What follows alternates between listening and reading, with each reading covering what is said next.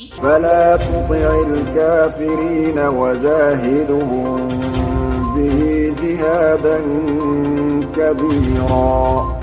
आइए अब मुसलमान धर्म के पवित्र शास्त्र कुरान शरीफ से यह प्रमाणित करते हैं कि सबसे बड़ा अल्लाह कबीर है। मुसलमान धर्म के लोग अपने अल्लाह के अलावा किसी को नहीं मानते, लेकिन क्या वह ये जानते हैं कि वह जिसको अल्लाह मान रहे हैं, क्या कुरान शरीफ में भी उसी अल्लाह के बारे में लिखा है? कबीर परमात्मा हजरत मोहम्मद जी को भी जिंदा महात्मा के रूप में मिले थे और अपने वास्तविक ज्ञान से परिचित करवाकर सतलोक के दर्शन करवाए थे। एक समय नबी मोहम्मद जी ने एक गाय को शब्द यानी कि वचन सिद्धि से मारकर सर्व के सामने जीवित कर दिया था और उन्होंने गाय का मांस नहीं खाया था। अब मुसलमान समाज वास्तविकता से परिचित ही नहीं है। जिस दिन गाय जीवित की थी, उस दिन की याद बनाए रखने के लिए वे गौ को मार देते हैं, और आप जीवित नहीं कर सकते तो मारने के भी अधिकारी नहीं हो। मारी गौ शब्द के तीरम, ऐसे थे मोहम्मद पीरम। शब्दे फीर जिवाई, हंसा राख्या मास नहीं भाख्या, ऐसे पीर मोहम्मद भाई। एक बार हजरत मोहम्मद जी ने अपने शब्द शक्ति से गाय को जीवित कर दिया था, परंतु जब दूसरी बार ऐसा हुआ तो वह गाय को जीवित नहीं कर पाए थे। तब उन्होंने अल्लाहू अकबर कहकर पुकारा। तब कबीर अल्लाह सूक्ष्म रूप बनाकर वहाँ पर आए और सिर्फ हजरत मोहम्मद जी को ही दिखाई दे रहे थे।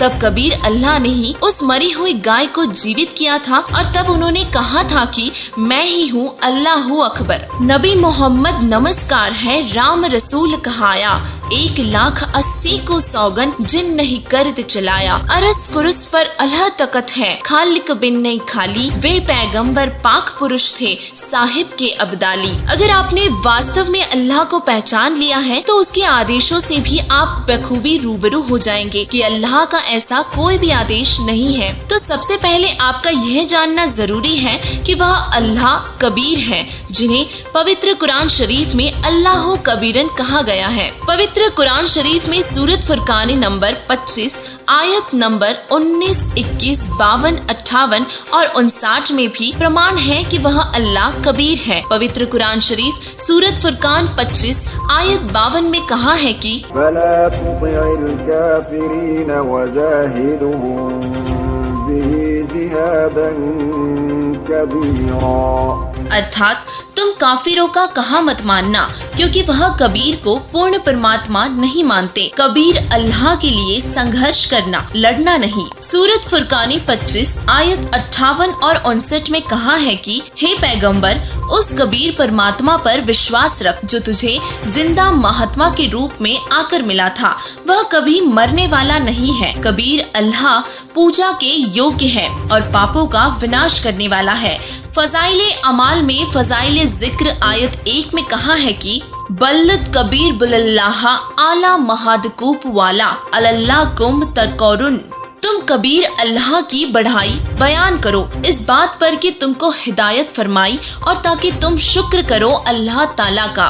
फजाइले जिक्र 2 में कहा है कि अल्ली मूल गैब बसा हदाती तिल कबीर रुल मुताल्लू। वह कबीर अल्लाह तमाम पोशीदा और जाहिर चीजों का जानने वाला है, सबसे बड़ा और आलीशान रुतबे वाला है, कबीर गुनाहों से बचाने वाला है। अगर आप कुरान शरीफ, हजरत मोहम्मद जी व फजाइले अमान को मानते हैं तो आप इन प्रमाणों के आधार पर यह मान सकते हैं कि कबीर ही अल्लाह है।